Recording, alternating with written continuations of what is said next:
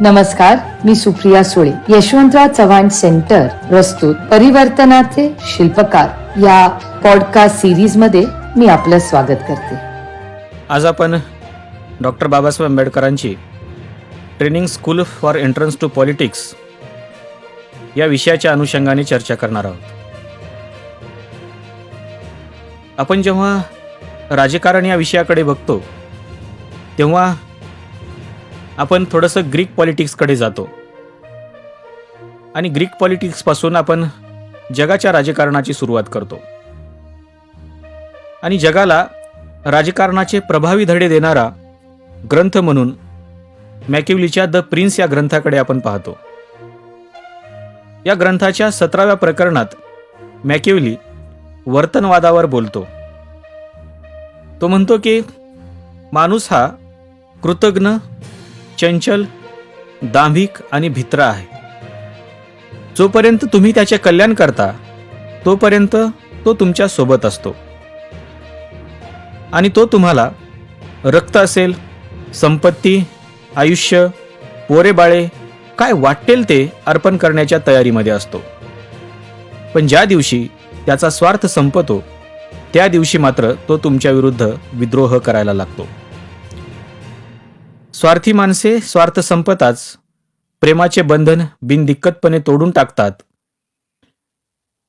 ही बाब मॅकिवलीने पहिल्यांदा द प्रिन्समध्ये आपल्या लक्षात आणून दिलेली दिसते आणि हीच बाब आजच्या राजकारणाला देखील आपल्याला लागू पडते असंच दिसतं.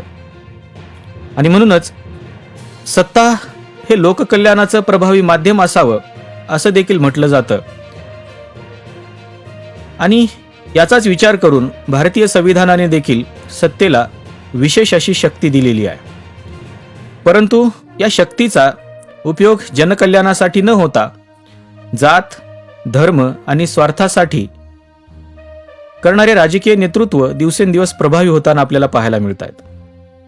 आणि म्हणून डॉक्टर बाबासाहेब आंबेडकरांना असं वाटत होतं की भविष्यामध्ये राजकारणामध्ये येणारी जी पिढी आहे ही पिढी जातीच्या, धर्माच्या किंवा स्वार्थाच्या बंधनामध्ये न अडकता या पिढीने या देशाच्या, या राष्ट्राच्या विकासाचं राजकारण केलं पाहिजे आणि त्याच अनुषंगाने त्यांना राजकारणाची ट्रेनिंग देखील मिळाली पाहिजे असं डॉक्टर बाबासाहेब आंबेडकरांना वाटत होतं.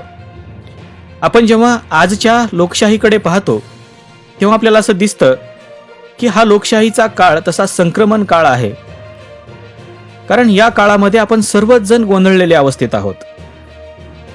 पण हा काळ किती वर्ष असाच राहील हे निश्चितपणानं आजही सांगता येत नाही. जर हे कुठेतरी सर्व हे थांबवायचं असेल आणि जनतेला, उद्याच्या भारताला एक सक्षम नेतृत्व द्यायचं असेल तर डॉक्टर बाबासाहेब आंबेडकरांच्या training school for entrance to पॉलिटिक्सची गरज आहे असं आपल्याला दिसतं.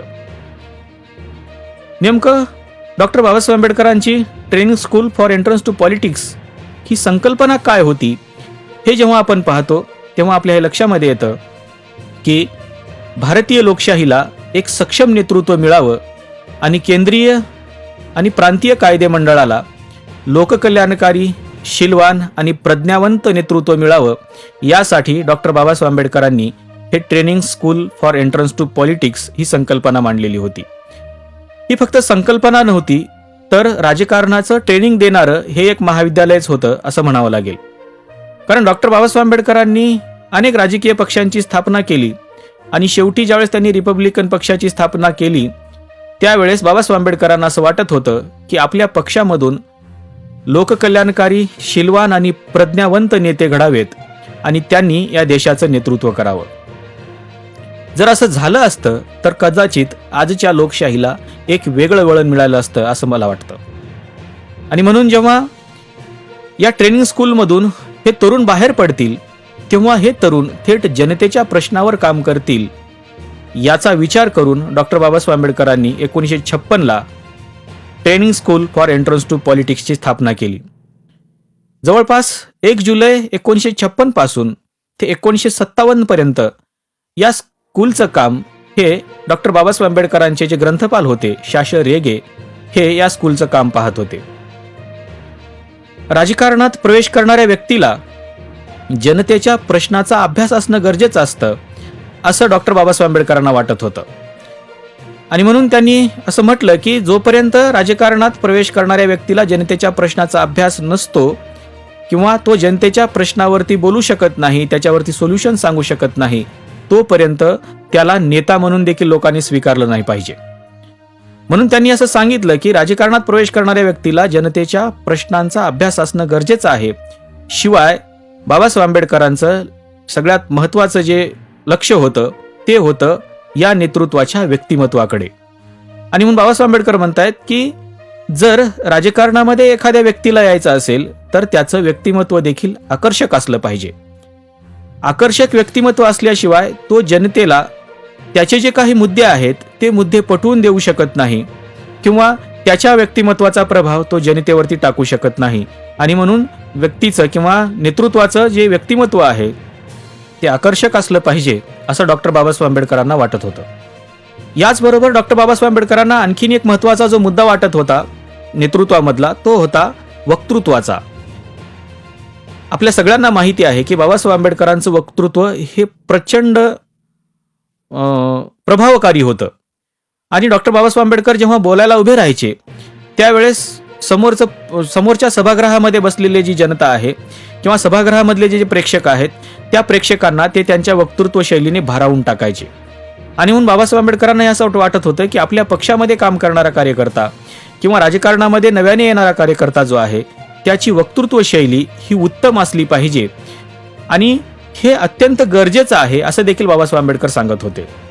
आणि सगळ्यात महत्त्वाचं म्हणजे बाबासाहेब आंबेडकरांनी त्यांच्या आयुष्यामध्ये ज्याचं पालन केलं ते म्हणजे प्रज्ञा आणि शील.